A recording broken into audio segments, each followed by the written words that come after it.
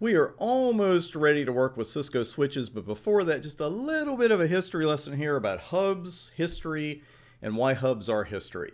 Got a couple of devices I'm going to introduce you to, a repeater and a hub. Both are considered layer 1 devices, and they were wonderful to have in its time. You're going to see why in just a moment. But of course, times have changed. You're really not going to bump into many hubs out in today's networks, and I don't remember the last time I saw a repeater. It's been quite a while. But let's talk about why we needed these devices to begin with and exactly what they did, because you don't hear of too many layer 1 network devices. When you're listening to a regular radio station, non-satellite in your car, we've all been there. The signal gradually breaks up as you go farther and farther away from the station. Well, that gradual signal weakening, it's called attenuation. And that happens to any electrical signal, and that includes the ones and zeros our networks are busy sending.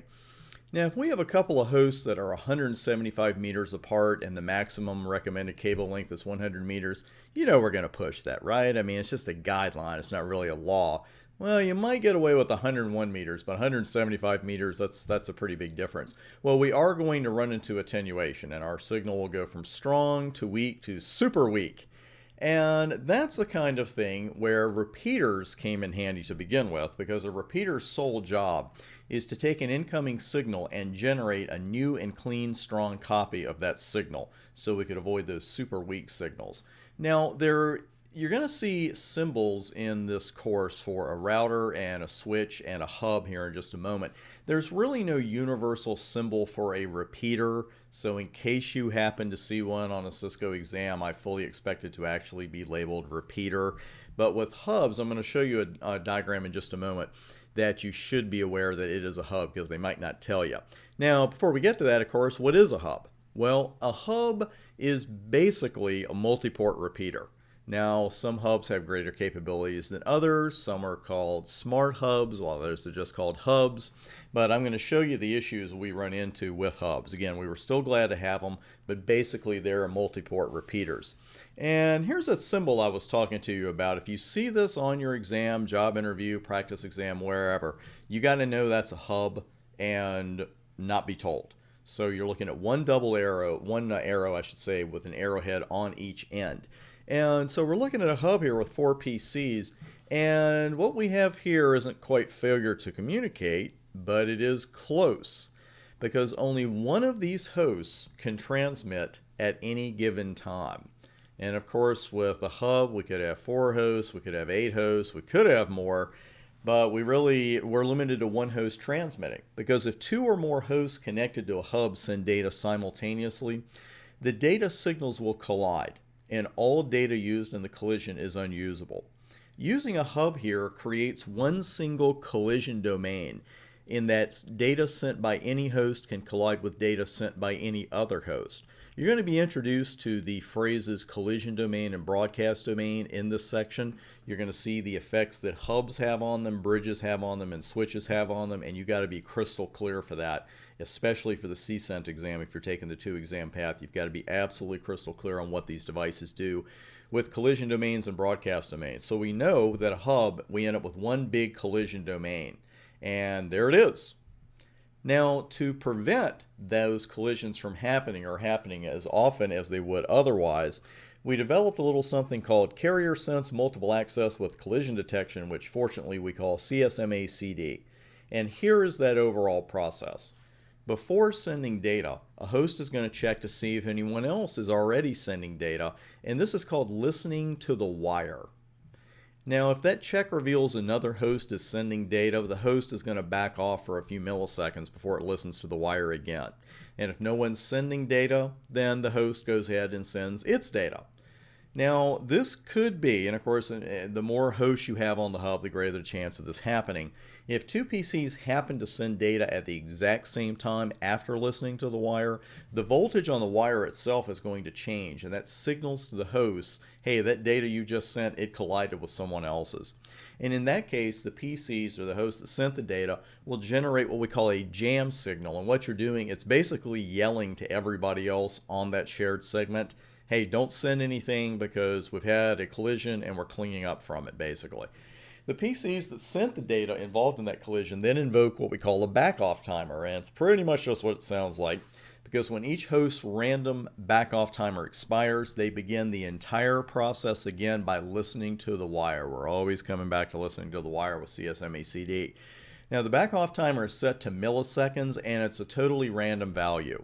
So the odds of another collision involving these hosts and that data is highly unlikely.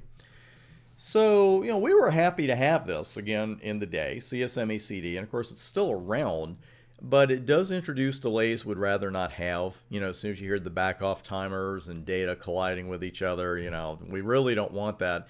And especially today, because the high level of delay sensitivity we have with voice and video traffic, I mean, those two traffic types are really unforgiving as far as delays go. And believe it or not, there's actually another major issue with hubs and repeaters we have to be aware of, and that is that we also end up with one large broadcast domain when we are using a hub. And a repeater would be the same thing, but we'd only have two devices connected to it. Every single time that any host connected to this hub sends a broadcast, which is basically a message meant for everyone, every other host on that hub is going to get a copy of that broadcast. So, you might think, well, so what? First off, if it's a broadcast, don't I want everybody else to get it? Generally speaking, not every device that can receive that broadcast needs that broadcast.